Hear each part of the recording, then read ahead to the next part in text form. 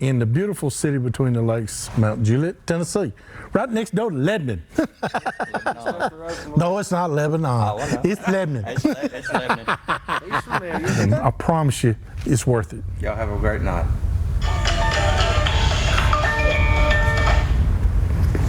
That's okay. Okay, ready to do it again?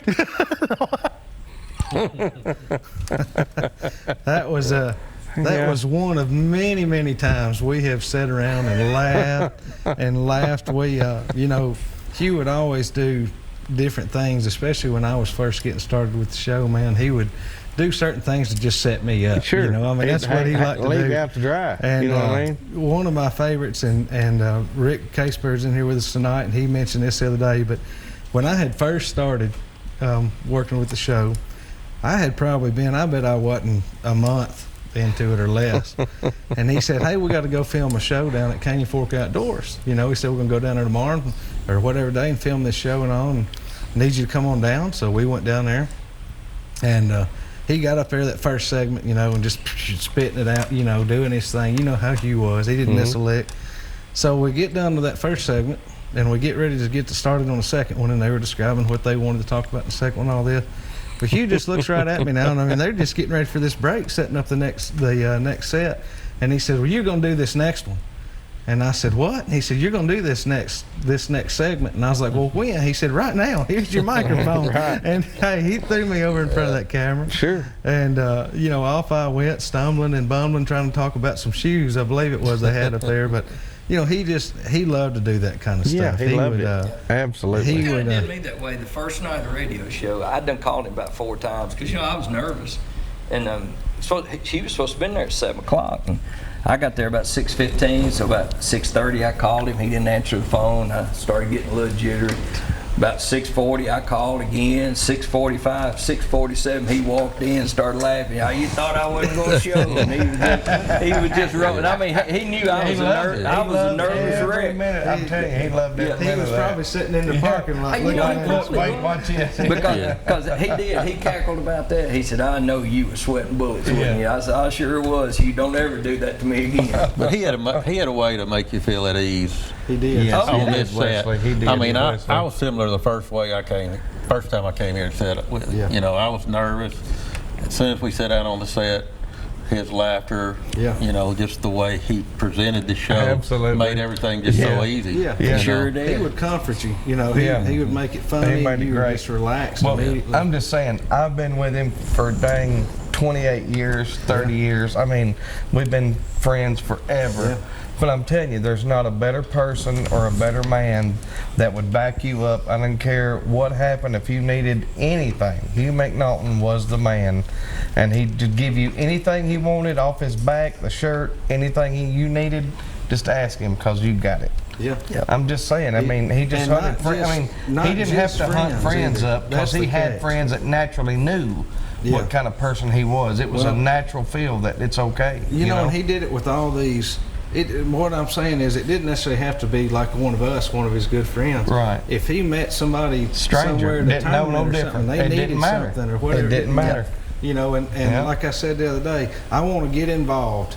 I heard those words 1,000 times. Sure. If somebody came with a youth event or a bass tournament or a philanthropy or something was going on, we want to get involved. That would be his first words every time. Yeah. We want to get involved.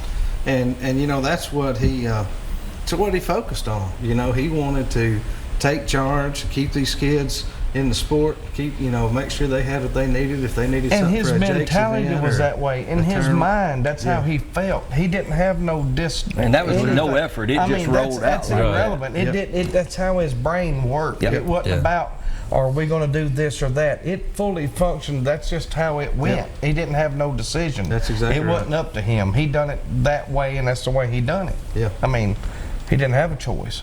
He Yeah. done it. He just did it. That's He just him. did it. That's I mean, just him. he just did it. It wasn't a problem.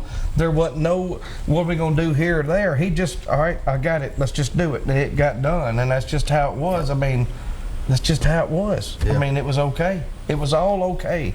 Everything Yeah. was okay, He had. and it's not going to be okay for a while. You know what I mean? Yeah, Right. it's I I mean, it's going to take all of us together And I know we're sitting here and we're doing all this, but it is a full-blown emotional outdoor loss that everybody is. has to deal with. Yep. That we all sit here together. It's not one person. It takes a group of people to do what we do, and we've lost the best thing that we're probably ever going to have. We've As lost far the as ringleader. emotional, loving the sport, and doing everything he can do, Hugh McNaughton was the man. He was. One of the best ambassadors I'm outdoors just saying, ever he's was. going. It don't matter. I mean, it didn't matter. He's the man. I agree. He's the man. Tell you. I agree. He had a lot of, a lot of favorite things that he would do and talk about, and all the time. But you kind of hit on it earlier. But one thing that Hugh would always do was tell stories about Shelby and Ty and his. Well, that was his. grandkids That's all growing he up. mattered. That was his world, And Yes. I think he took that love that he had, and shared it. bringing them And up, shared it. and he shared it. He shared it with all your that. kids. He shared Listen, it with my let me tell you kids. what. Him and Shelby and all their family, and Miss Joy and all of them, and everything that's went on in this whole circle. I've been in the whole loop of all of it, and Hugh McNaughton has never, ever batted an eye. He's done the best he can, and he is a great man, and I don't care what anybody says about him. He is. I mean, he took care of everybody he could take care of, and he's done the best he can do. And it's the greatest thing that we could ever do is meet him in this world today. I'm telling you. That's right. And, It's great. You mentioned earlier it takes a team. It does. A lot of times people just see Hugh or Hugh and I sitting up here. This is a team deal, and what we're doing tonight, especially with all these other folks in here, this is exactly what Hugh Wants us to He do. wants us together, Sitting continuing here. on, carrying forward. Absolutely. He carried a bright torch for a long time. He sure did. And we owe it to him. We and owe it to him big time to Absolutely. carry it on right. Absolutely, Wesley. Absolutely. Absolutely. And just there's so many different memories we have, and one of my favorites also, speaking about the kids, and just how much he loved. The kids would just take precedence over everything. When we were down in Reelfoot, it was back in May, and he was teaching Emery how to use a yo-yo, showing them what yo-yos were, and how to set them out and this, that, and the other. And we went out the evening before, and we set all those yo-yos up, and he was kind of showing her how they worked and all. She was like, well, will we just leave them here, And he said, yeah, we'll come back, later on, we'll check them. So then, man, we went back that next day, and he got Emery up in front of that boat. First couple of fish, she was kind of standoffish, She was on my boat with me, Right. and we was kind of following around filming. Well, she got interested, she wanted to get over our boat. So she climbed over there with Hugh, and he got her up in front of that boat with that net, scooping them catfish up off those lines. And I'm telling you, there wasn't nothing else in the world at that point in time but him and her and them catfish. I mean, he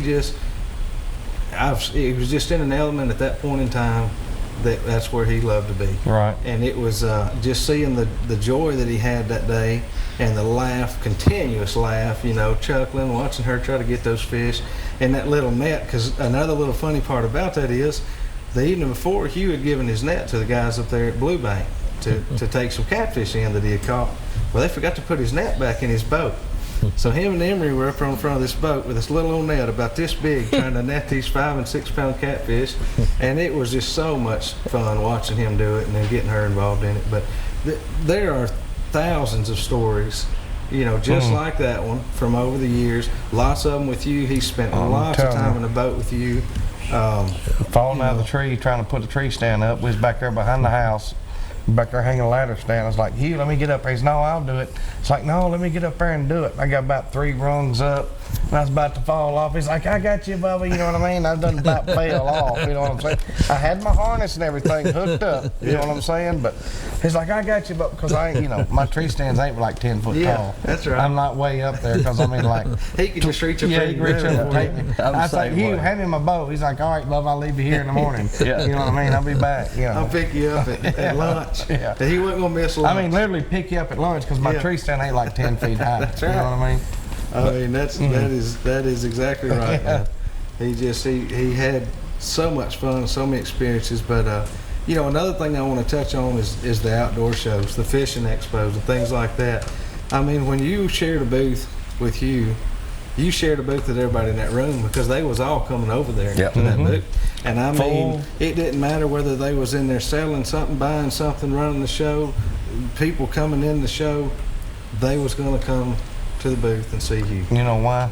It ain't just Hugh. It is Hugh. But Hugh was so much on the great outdoors, it drawed people to him. It did. And it draws all of us to him to enjoy that conversation. People can tell you about their experience, but until you're that person that understands, you won't get it. You know what I mean? Yeah. That's why it's so important. Everybody's like, well, I don't want to fish this tournament. Well, dude, you're going to learn so much more from fishing against them people. That's exactly And they'll right. tell you experience about deer hunting and acorns falling and food crops. It all goes hand in hand. Hunting and fishing is a team event. It is. 99, you know what I mean? Guys like him, and there's other great ones out there.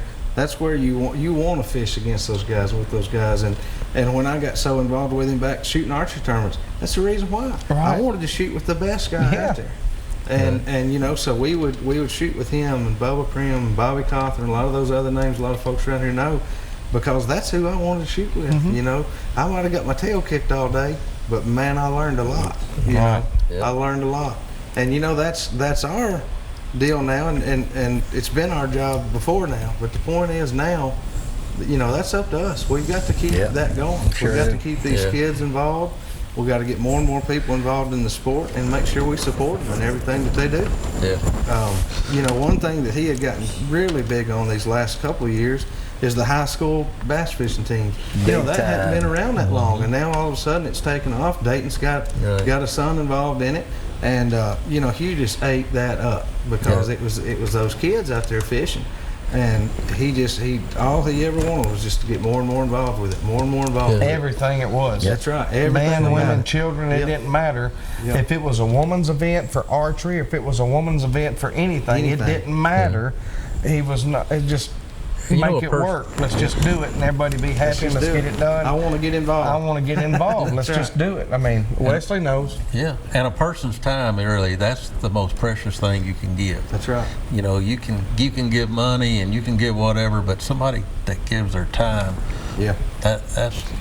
that's giving it all. You're right, you know? Wes. He gave right. a lot of it. You dang right. A lot of it. You know, Every Thursday night for 20 years. 20 years. And then starting Monday nights too. you And know. he brought in everything he learned during the week.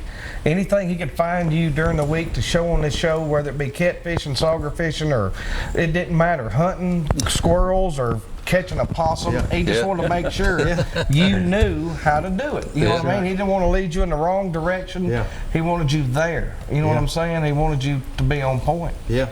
And another thing, you know, that was one of his favorite parts every week, and you know, just still to this day, but the pictures of the week, you know, for 20 years, you know, we didn't used to have cell phones. We could just send pictures in and all this, and you know, for 20 years, people sent their pictures in, and they would sit at home and they'd wait till they saw it on Southern Woods and Waters. You know, and it didn't matter. Polaroid pictures. Yeah, it didn't matter if it was somebody with their first little brim and it was this big, or if it was the new state record fish. It got the same attention. Absolutely. You know what I mean? Well, And, it's he just how just it loved works. that. I mean, whether you kill to me, it don't matter if you kill a buck, which Wesley knows, he kills monster grandes, you know what I mean? But man, I like backstrip biscuits. That's right. And that's why I call Wesley for backstrip biscuits. There you go. You know what I mean? He's You're the too deer busy sla- fishing out Yeah, there. I can't snatch a backstrip out That's of right. You know. Guys, we're going to take another quick break. We'll be back here in just a minute with some more Southern Woods and Waters. Wilson.